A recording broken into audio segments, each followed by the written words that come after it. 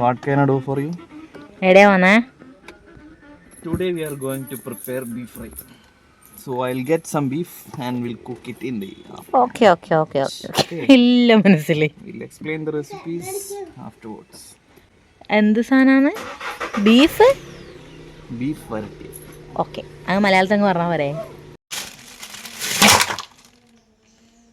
Hello guys, അപ്പം നമ്മളിന്നൊരു beef റോസ്റ്റാണ് ഉണ്ടാക്കാൻ പോകുന്നത്. നമ്മളല്ല, ശ്യാമേട്ടനാണ് ഉണ്ടാക്കാൻ പോകുന്നത്. അതിനായിട്ട് നമ്മൾ 1.5 കിലോ ബീഫാണ് വാങ്ങിയിട്ടുള്ളത്. അത് നല്ല വൃത്തിക്ക് കഴുകി ആദ്യം എടുത്ത് മാറ്റി വെക്കണം.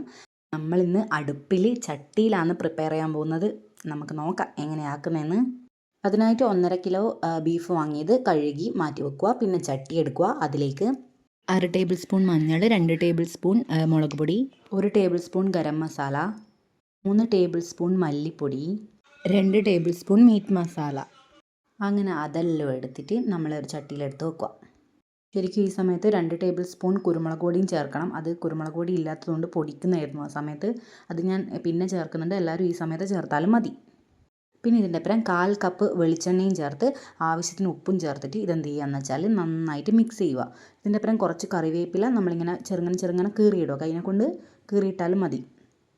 അങ്ങനെ കൈനെ കൊണ്ട് തന്നെ നന്നായിട്ട് ഇളക്കി നല്ലോണം മിക്സ് ചെയ്യുക. അത് കഴിഞ്ഞിട്ടാകുമ്പോൾ നമ്മൾ നേരത്തെ കഴുകി മാറ്റി വെച്ച 1.5 കിലോ ബീഫ് ഇതിലേക്ക് എടുത്ത് തട്ടുക. എന്നിട്ടാകുമ്പോൾ നല്ലോണം മസാല എല്ലാ ഭാഗത്തും ആവുന്നത് വരെ ഇങ്ങനെ നല്ലോണം മിക്സ് ചെയ്യുക കൈനെ കൊണ്ട് തന്നെ. ഇങ്ങനെ കൈനെ കൊണ്ട് തിരിച്ചാക്കിയാൽ എല്ലായിടത്തും പെട്ടെന്ന് നല്ലോണം മസാല പിടിക്കുന്നതാണ് ശ്യാമേട്ടൻ പറഞ്ഞത്. അപ്പോൾ എല്ലാവരും അതൊന്ന് ട്രൈ ചെയ്ത് നോക്കട്ടോ. എല്ലാവരും പൊടിയെല്ലാം ചേർക്കുമ്പോൾ തന്നെ ആദ്യമേ കുരുമുളക് പൊടി ചേർക്കണം. നമ്മൾ പിന്നെ ഇല്ലാത്തതുകൊണ്ട് പൊടിക്കാൻ വേണ്ടി താമസിച്ചതുകൊണ്ടാണ് ലാസ്റ്റ് ചേർക്കുന്നത് കേട്ടോ. ഇത് കുരുമുളക് പൊടിയാണ്. അങ്ങനെ ബീഫ് റോസ്റ്റ് ആക്കുമ്പോൾ നമുക്ക് സൂപ്പർവൈസേഴ്സ് എല്ലാം ഉണ്ട് കേട്ടോ. എന്നാ പേര്? ഗുജറാത്തിയാ? എന്നാ പേര്? കുഞ്ചുറുവാ. ഇതോ നീ നാണം വരുന്നു. എന്നാ ഇന്ന് ഉണ്ടാക്കാൻ പോകുന്നേ? ഓക്കെ. കുറേ പ്രാവശ്യം ബീഫാന്ന് പറഞ്ഞു കൊടുത്തിട്ട് അവർക്കത് ചിക്കൻ തന്നെയായിരുന്നു. പിന്നെ നമ്മൾ തിരുത്താനൊന്നും പോയിട്ടില്ല. ഇനി ഭക്ഷണമൊക്കെ ഉണ്ടോ? ശരിക്കും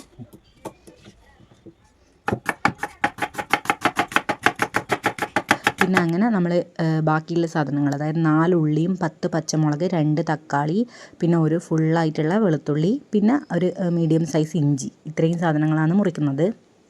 ഇഞ്ചി വെളുത്തുള്ളി പേസ്റ്റ് മിക്സിയിൽ അരക്കുന്നവർക്ക് അങ്ങനെ ചെയ്യാം. നമ്മളങ്ങനെ ചെയ്തിട്ടില്ല. എല്ലാം കൂടി ഒരുമിച്ച് തന്നെ ചട്ടിയിൽ വേവിച്ചെടുക്കുകയാണ് ചെയ്തത്. ശ്യാമേട്ടൻ അതെല്ലാം മുറിക്കുമ്പോഴത്തേനും ഞാൻ അടുപ്പെല്ലാം കത്തിക്കാൻ വേണ്ടിയിട്ട് പോയി. അടുപ്പ് കത്തിക്കൽ ഇത്തിരി ടാസ്ക് ആണെങ്കിലും പിന്നെ ഓൾറെഡി കുളിക്കാനെല്ലാം വെള്ളം ഈ അടുപ്പിൽ നിന്നാണ് ചൂടാക്കൽ. അപ്പോൾ അതുകൊണ്ട് വലിയ പ്രശ്നമില്ലായിരുന്നു. അങ്ങനെ ഞാൻ വെറുതെയെങ്കിലും ഒന്ന് അടുക്കളയിൽ ഒരു പാത്രം അടച്ചു വെച്ചിട്ടുണ്ട്. തുറന്നു നോക്കുമ്പോഴത്തേക്കുണ്ട് അതിനകത്ത് ജീവനുള്ള ഞണ്ട്. അച്ഛൻ കറി വെക്കാൻ വേണ്ടിയിട്ട് വാങ്ങിക്കൊണ്ട് അച്ഛൻ ഞണ്ടാന്നിതേ. അതിനോട് കൂടുതൽ കളിച്ചാൽ പണി പാളെന്ന് അറിയുന്നതുകൊണ്ട് പിന്നെ കൂടുതൽ ആടെ നിന്നിട്ടില്ല. നല്ലോണം വിറകിനെല്ലാം തീ പിടിച്ച പാട് നമ്മൾ ചട്ടി വെച്ചു, വെളിച്ചെണ്ണ ഒഴിച്ചു. പിന്നെ നമ്മൾ ഉള്ളിയും തക്കാളി ഒഴികെ ബാക്കിയുള്ള എല്ലാ സാധനങ്ങളും കറിവേപ്പിലയും കൂടി അതിലേക്ക് ഇട്ടിട്ട് നന്നായിട്ട് വേവിച്ചു. പിന്നെ നല്ലോണം ഇത് ഉടഞ്ഞ സമയത്ത് പിന്നെ തക്കാളി ഇട്ടു. നല്ലോണം ഇളക്കി അതെല്ലാം നല്ലോണം ഉടഞ്ഞ പരുവാകുമ്പോഴത്തേനും പിന്നെ നമ്മളെ പിള്ളേരെ ചിക്കൻ, നമ്മളെ ബീഫ്, അതായത് ബീഫ് അതിലേക്ക് എടുത്തട്ടി. ശരിക്കും ബീഫ് വെക്കാൻ ഇത്ര എളുപ്പമാണെന്ന് ഞാൻ വിചാരിച്ചിട്ടേ ഉണ്ടായിട്ടില്ല കേട്ടോ. അങ്ങനെ അത് നല്ലോണം അതിലേക്ക് തട്ടിയതിന് ശേഷം പിന്നെ നല്ലോണം ഇളക്കി കൊടുക്കണം. ഇളക്കിയിട്ട് പിന്നെ അടച്ച് വെക്കുകയാണ് വേണ്ടത്. അടുപ്പിലാണ് വെക്കുന്നതെങ്കിൽ നല്ലോണം ചിരട്ടയോ അങ്ങനെ നല്ല വിറക് എന്തെങ്കിലും വെച്ചിട്ട് നല്ലോണം കത്തിക്കണം. നല്ല തീ വേണം കേട്ടോ. പിന്നെ കുക്കറിലാണ് വെക്കുന്നതെങ്കിൽ ഒരു 5 വിസിൽ 5 6 വിസിലെല്ലാം വേണ്ടി വരും ഇത് വേവാൻ വേണ്ടിയിട്ട്. അങ്ങനെ ഇത് അടച്ചു വെച്ചിട്ടുണ്ട്. പെട്ടെന്ന് വേണ്ടവർ കുക്കറിൽ വെക്കുന്നതായിരിക്കും നല്ലത്. നമുക്ക് പിന്നെ തിരക്കൊന്നും ഉണ്ടായിട്ടില്ല, അതുകൊണ്ടാണ് ഇങ്ങനെ വെച്ചത്.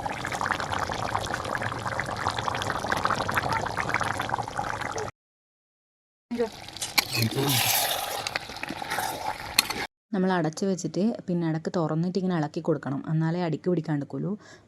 നമ്മൾ ഒരു തുള്ളി വെള്ളം പോലും ഒഴിച്ചിട്ടില്ല. എല്ലാ ബീഫും നിറഞ്ഞു വന്ന വെള്ളമാണ്. നമ്മൾ വെള്ളം ഒഴിക്കേണ്ട ആവശ്യമില്ല കേട്ടോ. ഇത് മാൻഡേറ്ററി ആയിട്ടുള്ള സ്റ്റെപ്പാണ്, ഒരിക്കലും വിട്ടുപോകാൻ പാടില്ല. ഇടയ്ക്കിടയ്ക്ക് ടേസ്റ്റ് നോക്കണം. നമ്മളെ ബീഫെല്ലാം വന്നിട്ടുണ്ടായിരുന്നു. പിന്നെ ഞാൻ വിട്ടുപോയ വീഡിയോ എടുക്കാൻ എനിക്ക് പറ്റിയിട്ടില്ല. വാവ കരഞ്ഞതുകൊണ്ട് ഞാൻ പാൽ കൊടുക്കാൻ വേണ്ടി പോയതുകൊണ്ട് എടുക്കാൻ പറ്റിയിട്ടില്ല. നമ്മൾ വെളിച്ചെണ്ണയിൽ പിന്നെ തേങ്ങാക്കൊത്ത് ഇട്ടിട്ട് ഇതിന് വറുത്തിടവും കൂടി വേണം കേട്ടോ. അപ്പോൾ ഇന്ന് നമുക്ക് അച്ഛൻ്റെ നെയ്ച്ചോറും ശ്യാമേട്ടൻ്റെ ബീഫ് റോസ്റ്റും കൂട്ടി ഉച്ചക്കത്തെ ഭക്ഷണം. അടിപൊളിയായിരുന്നു എന്ന് പിന്നെ പറയണ്ടല്ലോ. എൻ്റെ അമ്മോ, ആ ബീഫിൽ നിന്ന് ഇങ്ങനെ പുക വരുന്നുണ്ടോ. എനിക്ക് ഭയങ്കര ഇഷ്ടപ്പെടുന്നേ. ആ കറിയെല്ലാം ആയതിന് ശേഷം 1 ടേബിൾ സ്പൂൺ കുരുമുളക് പൊടിയും കൂടി ഇട്ടിട്ടുണ്ടെങ്കിൽ പൊളിക്കും കേട്ടോ. ശരിക്കും ഈ നല്ല എരിവുള്ള ഈ ബീഫ് റോസ്റ്റിൻ്റെ ഒപ്പം നമ്മൾ നല്ല ചൂടുള്ള പൊറോട്ടയാണ് ശരിക്കും കോമ്പിനേഷൻ. അപ്പോൾ നാടൻ രീതിയിൽ ഇതുപോലെ ബീഫ് റോസ്റ്റ് എല്ലാവരും വീട്ടിലുണ്ടാക്കി നോക്കുക. വീഡിയോ ഇഷ്ടപ്പെട്ടിട്ടുണ്ടെങ്കിൽ എല്ലാവരും ലൈക്ക് ചെയ്യുക, ഷെയർ ചെയ്യുക, സബ്സ്ക്രൈബ് ചെയ്യുക, സപ്പോർട്ട് ചെയ്യുക. പിന്നെ എൻ്റെ ചാനലിലെ ബാക്കി വീഡിയോസ് എല്ലാം പോയി കാണുക.